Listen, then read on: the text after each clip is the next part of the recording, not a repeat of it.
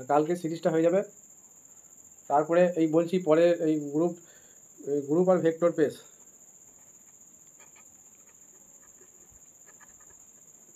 মানে huge tricks আছে, tricks.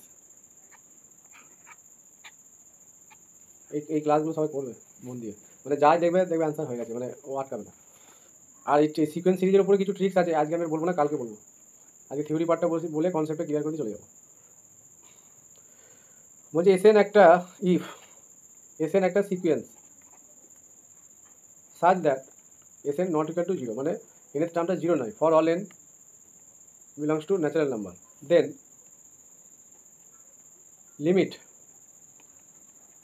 N tends to infinity S N plus one by S N কী হবে যদি এল হয়, লিমিটটা S N plus one by এটা এল যদি হয়, তাহলে 1 নম্বর বলছি if mod of L less than one, যদি লেস দ্যান ওয়ান হয় then limit N tends to infinity S N এর ভ্যালু কী হবে, লেস দ্যান ওয়ান হলে জিরো, একটু আগেই আমরা দেখলাম না কসিস, এইটা কসিস সিকুয়েন্সে একটা এক্সাম্পল দিলাম, যে 1/n একটা এক্সাম্পল দিলাম না, এই যে জিরো হয়ে গেল। বেশ, তাহলে লেস দ্যান ওয়ান হলে কী হয়ে যাচ্ছে, এটা জিরো হবে লিমিটটা। 2 number if mod of L যদি গ্রেটার দ্যান ওয়ান হয় দেন আমরা কী বলবো, limit N tends to infinity S N কী হয়ে যাবে, ইনফিনিটি হবে। এটা একটা থিওরাম। এবার আমি একটা এক্সাম্পল নিয়ে দেখাই, এই এক্সাম্পলটা কিন্তু ইম্পর্টেন্ট। এই ধরনের এক্স দিয়েও থাকে, limit N tends to infinity x to the power N by N factorial, এরকম দেওয়া আছে। হ্যাঁ, দিয়ে আমাকে বললো যে এক্সের তো বিভিন্ন আমরা ভ্যালু এখানে তো মানে এক্সটা একটা real number, for all X belongs to R, তাহলে লিমিটের ভ্যালুটা আমাদের এক্সের বিভিন্ন ভ্যালুর জন্য বিভিন্ন রকম আসবে। সেই কেসগুলো আমি পরপর আলোচনা করছি। কেস 1, যদি suppose if x equal to যদি জিরো হয়ে যায়, ঠিক আছে, তাহলে দেওয়ার পর এটা তো এসএন, আমরা এসএন ধরে নিচ্ছি, এটা SN equal to x to the power N by N factorial. তাহলে জিরো যদি হয়ে যায়, নিচে ইনফিনিটি চলছে, তার মানে কি আলটিমেট এসএন এর ভ্যালু কী হবে, জিরো হবে।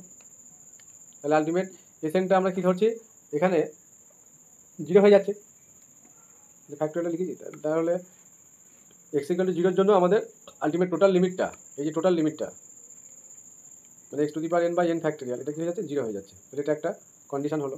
কেস 2, এবার আমরা কী ধরেছি, ইফ এক্সটা কি নট ইকুয়াল টু জিরো, তাহলে নট ইকুয়াল টু জিরো হলে আমরা এস এনটা কী লিখতে পারি, যে X to the power N by N factorial.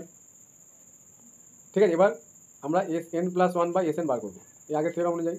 এই যে তাহলে এটা কি আসবে, আমি একবারে লিখে দিচ্ছি, এটা আসবে এক্স বাই, এই লিমিটটা নেওয়া হবে, লিমিট এন এক্স বাই আসবে এন প্লাস ওয়ান আসবে। ঠিক আছে, এবার এটা এক্সটা জিরো নয়, তারপরে এবার নিচে যদি আমরা এটা লিমিটটা লিখি, এন টেন্ডস টু ইনফিনিটি হলে কী হয়ে যাবে, এক্স বাই ইনফিনিটি মানে কি জিরো হয়ে যাবে, এটা এল। তাহলে এবার এলটা কী হয়েছে, এখানে এলটা মড অফ এল মানে mod of zero this equal to zero, তাহলে লেস দ্যান ওয়ান। তাহলে এটার ক্ষেত্রে কি এক্স নট ইকুয়াল টু জিরোর জন্য কী আসবে, লিমিটটা X tends to infinity x to the power N by N factorial